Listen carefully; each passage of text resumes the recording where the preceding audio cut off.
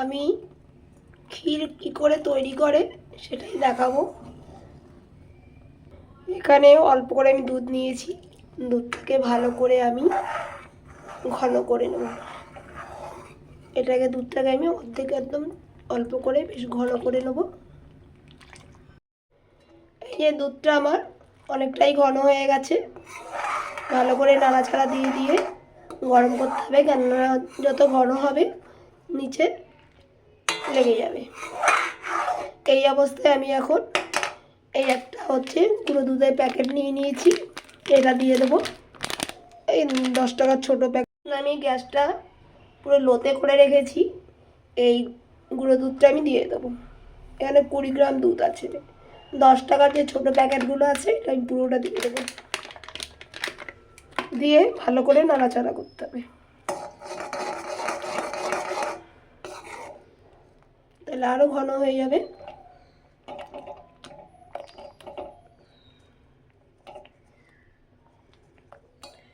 এইভাবে ভালো করে নাড়াচাড়া। এখানে আমি ছানা করে নিয়েছি, ভালো করে জল ঝাড়িয়ে নিয়েছি। এটাকে ভালো করে কষলে নেব। এইভাবে ভালো করে কষলে আমি যে দুধের ক্ষীরটা করেছি তার মধ্যে দিয়ে দেবো। এই যে ক্ষীরের মধ্যে আমি ছানাগুলো দিয়ে দেবো।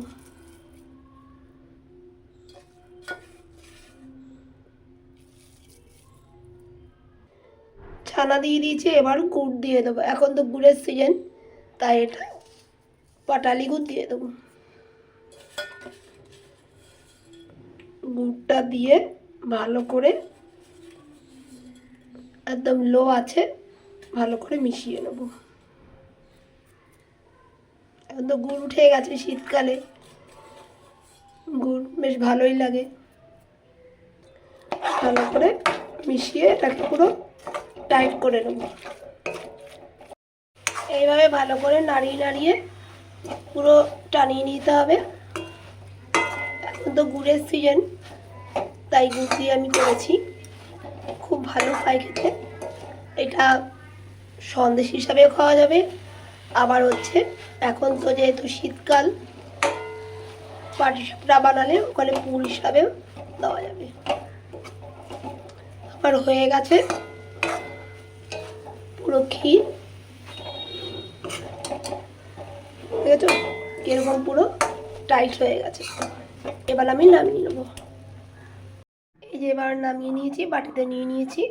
সম্পূর্ণ রেডি হয়ে গেছে ক্ষীর।